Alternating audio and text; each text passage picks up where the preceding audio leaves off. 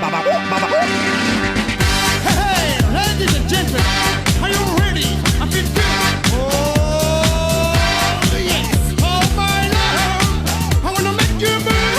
Hey, hey, baby, all night long. My song is bad for you, baby, and everybody say with me. I gotta be the good baby.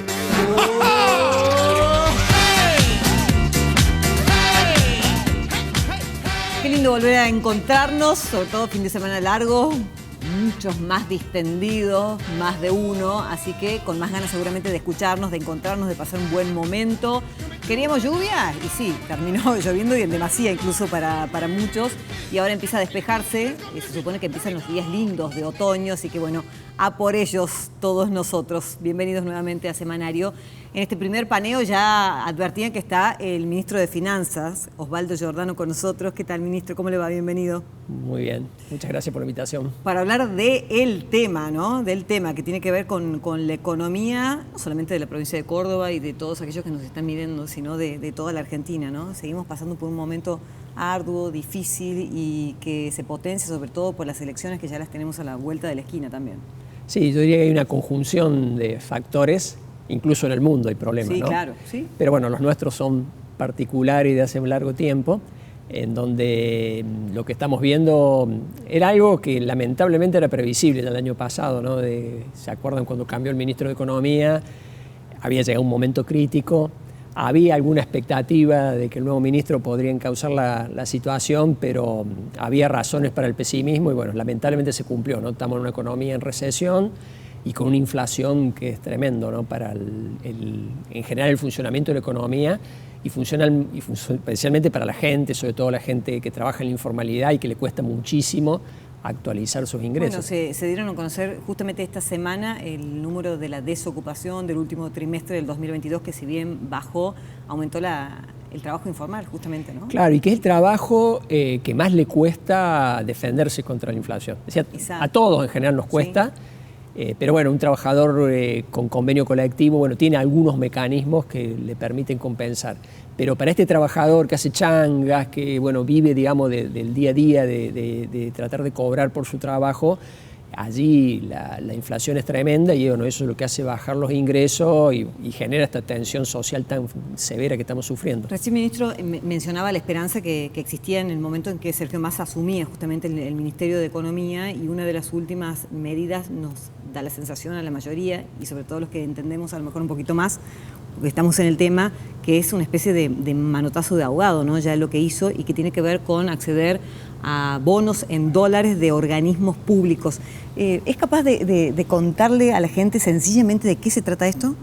Sí, a ver, el ministro medio que se caracterizó por el ingenio, ¿no? de tomar medidas que le permitan ir zafando de una situación que sin duda era crítica, no la había generado él. Ya. Exacto. Por eso lo sí, llamaron, claro, digamos, exacto, en realidad. Sí. ¿Se acuerdan en el año pasado con el dólar soja, que fue un invento que visto minuciosamente, un invento bastante costoso para el Estado, porque el Estado, bueno, paga un dólar más alto a los sojeros que después lo vende más barato, y bueno, esa pérdida alguien se hace cargo. Y bueno, la situación se ha ido acumulando, los problemas se han ido acumulando, y ahora esta última medida de esta semana es apelar a que los organismos públicos que tienen títulos públicos en dólares los vendan al mercado para transformarlos en títulos en pesos. El más afectado ahí, obviamente, es el ANSES, que tiene una cartera de título importante de la época que se estatizó el sistema de capitalizaciones y que los ahorros de la gente se transfirieron al Estado. Y bueno, es un nuevo golpe, digamos, a esos ahorros, porque naturalmente son bonos de menor calidad, de menor garantía, de manera que, bueno, lo que se prevé es una pérdida que es visto como eso, ¿no? Un nuevo manotazo, algo que ha pasado varias veces en la Argentina, ¿no? Sí, que los fondos previsionales, ante una necesidad del Estado, los apela con alguna manganeta, digamos, a llevárselos. Si bien esto sale por decreto y tiene que ver con organismos públicos nacionales, ¿nos afecta o no nos afecta de alguna manera a la provincia de Córdoba y a otras tantas que tienen su propia caja de jubilaciones y con una deuda de parte del Estado Nacional? A ver, que nos afecta a todos, sin duda nos afecta, todas estas decisiones o malas decisiones que se han venido tomando por lo que hablamos antes, ¿no? Es más recesión, más inflación y bueno, vivimos en la Argentina. Ahora, del punto de vista del ANSES, efectivamente, vos lo que señalás es un conflicto muy largo que tienen varias provincias, todas las que en la década del 90 decidieron no transferir su caja al sistema nacional, entonces se generó una enorme asimetría, es decir, las jurisdicciones que transfirieron su déficit a la nación, en definitiva a todos. Entonces nosotros, como cordobeses, pagamos impuestos a la nación para que se pague el déficit, por ejemplo, de la Ciudad de Buenos Aires, de la caja, de los empleos públicos de la Ciudad de Buenos Aires o de Mendoza o de las jurisdicciones que transfirieron. Frente a eso se ideó un mecanismo, luego de mucha discusión, ¿se acuerdan? Bueno, Córdoba hizo un juicio y demás, en el cual lo que se previó era poner en pie de igualdad, es decir, bueno, ANSES también se va a hacer cargo de los déficits que tienen las cajas no transferidas, haciendo una simulación, un cálculo. ¿Cuánto le costaría al ANSES, por ejemplo, administrar Córdoba o Santa Fe o Entre Ríos? Eso requiere un cálculo, el aporte de la información de las provincias, y se ha ido haciendo, solo que el ANSES lo ha hecho con mucho atraso, yo creo que un atraso deliberado, para no pagar. Según la provincia y el color político. Mira, es generalizado, yo diría ni siquiera el color político, porque dentro de las perjudicadas está obviamente Córdoba, está Corrientes, bueno, que lo maneja junto por el Cambio, pero también está Entre Ríos, Santa Fe, Chaco, Formosa, claro. Es decir, es una política deliberada, digamos, del ANSES de no hacer el cálculo, con lo cual manda los fondos, o mandaba, porque este año en realidad no mandó nada, con el cálculo del 2019. En un país estable no sería problema, pero con la inflación que tenemos, obviamente eso ha generado un enorme perjuicio a todas las provincias, porque bueno, ustedes saben, la previsión social no es un gasto menor, no es que faltan No, es un gasto grande y además debiera ser el principal, en definitiva, ¿no? Y sí, es algo que no se puede postergar, que no se puede, digamos, administrar, todos los meses hay que pagarlo, y esto implica que más o menos el 20% del gasto no cuenta con el financiamiento que debería tener, que es ese.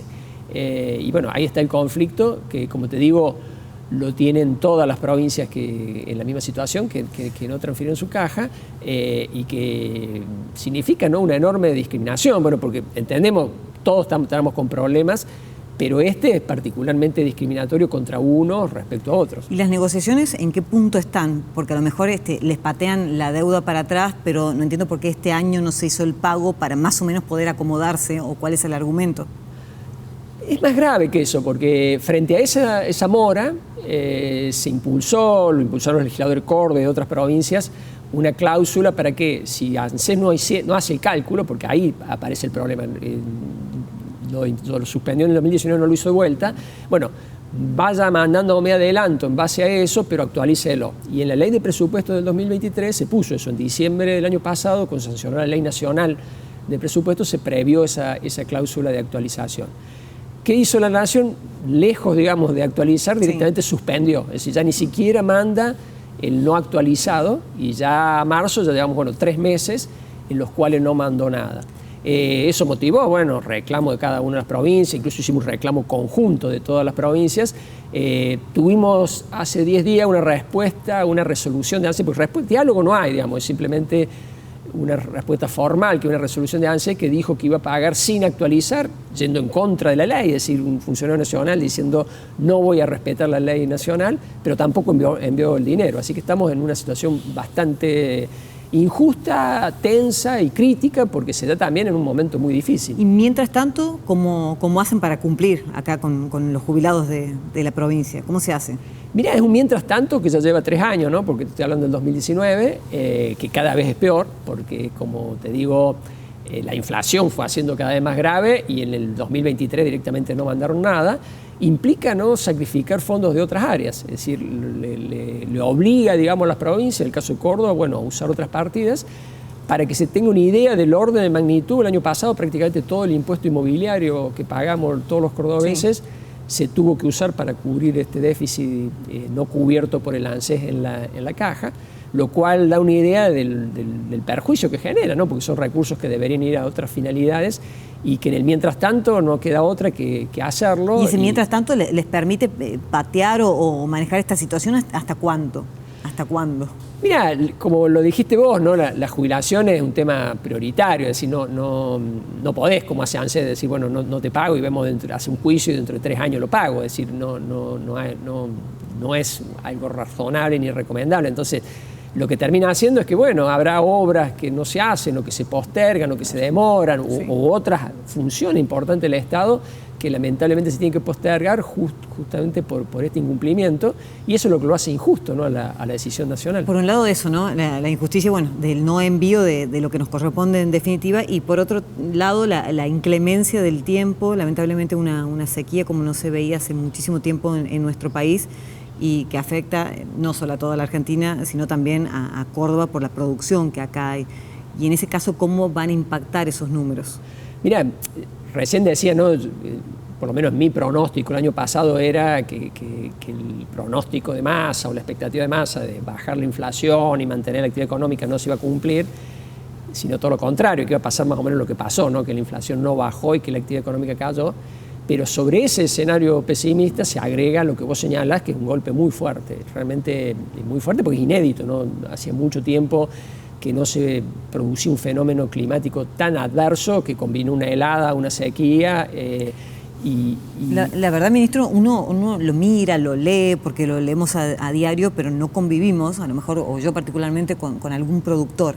En primera persona, ¿cómo lo están viviendo? Es dramático, obviamente para cada uno individualmente, pero también es muy grave como sociedad, porque bueno, es un sector muy importante como generador de divisas, justamente cuando hay un fenomenal problema de divisas, y en Córdoba particularmente, porque bueno, es un sector que tiene una participación en el valor agregado general de Córdoba más grande que en el resto del país. No solo el sector agropecuario en sí, sino todos los eslabonamientos que tiene el sector agropecuario, porque bueno, el sector agropecuario usa transporte, bueno, usa proveedores, hace inversiones, maquinaria, bueno, un montón de actividades que se ven afectadas y que naturalmente, bueno, tiene un impacto muy negativo, en nuestro caso, visto, ¿no es cierto?, del Estado, naturalmente en el tema impositivo, es decir, vemos que la recaudación ya caía el año pasado y lo que prevemos este año es que va a seguir cayendo. ¿Somos el país de los que más impuestos tienen? Para el que paga, sí. Para el que paga, sí. Obviamente hay muchas situaciones, no son muchos países, pero en general nos ubicamos en el país de impuestos más altos.